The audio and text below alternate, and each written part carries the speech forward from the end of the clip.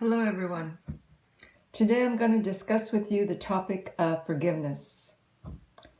That which can be so difficult and is difficult for many of us. It's always easier said than done, in that it's easy for us to say, oh no, I already forgave him, her, them, and still be harboring feelings of anger, resentment, etc. towards that person or those people.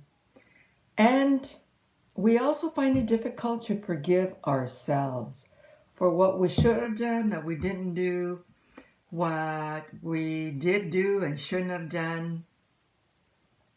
But the bottom line is that it happened because it was supposed to happen. How do we know that? Because it did happen. Because primarily the purpose of it may have been for you to learn forgiveness. Because your ancestors, especially those whom you are duplicating, perhaps they weren't able to accomplish forgiving. And perhaps you have been selected to forgive. That you may be free from it. And that those in front of you, your offspring, may also find it easy to do so. In order to prevent, because it does cause holding on to it, illnesses, diseases, imbalances, and so much more. Even if you feel or believe the person or people deserve for you not to forgive them, what's it doing to you? Because probably it's not affecting the person the way you would like it to, because we have this belief that holding on to it, holding to the grudge, holding on to anger is going to make them miserable. That is not true. It's only making you miserable. You all know that forgiving doesn't mean that you are justifying or approving the behavior that wasn't welcome that occurred during the situation, during the trauma. And that forgiving doesn't minimize the impact of what you experienced and what occurred. But it certainly will release you from holding on to the pain of it. The reasons we find it difficult to forgive are because we're not able to or willing to accept that what you expected or wanted to happen didn't happen, which makes it difficult for us to let go.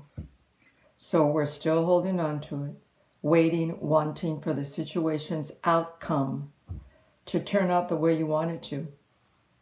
Because we're very controlling and we want to decide how it should end. Some of us would rather hold on to it and remain a prisoner of it than to let it go and change it for ourselves. To be at peace that the end result was what it was supposed to be, because that's the way it happened, and not remain stuck in it.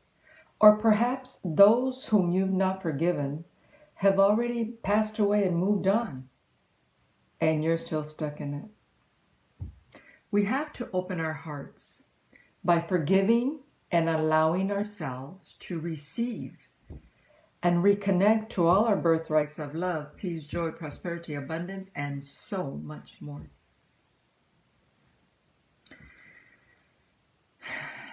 Holding on to it creates a lot of blocks. A lot of blocks in your physical, emotional, mental being, which is affecting and disrupting your spiritual being. And being able and allowing ourselves to experience our birthrights. I mean, they're a part of you. So we have to start by, number one, not denying that you haven't forgiven, instead of believing that you have.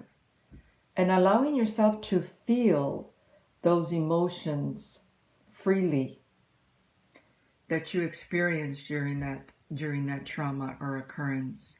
And as painful as it may be, it's okay, because allowing it to come to the surface will release it from all those trillions of cells in your body, and will begin to heal and repair you, your heart, and open you up to receive. Forgiveness is not a sign of weakness like people think. It's a sign of strength that allows you to look beyond, to have a different perspective on the situation, a higher view. with a new set of eyes. Forgiveness is, in fact, the higher road. Who doesn't want the higher road? I know I do. That's what I would want for you. So again, whoever behind you wasn't able to accomplish it, perhaps has assigned it to you so that you can, so that those in front of you will find it easy to do. I have and will be sharing a tool that I created for you that will make it much more easy for you to accomplish, because I want you to be at peace and to be physically healthy. Be well.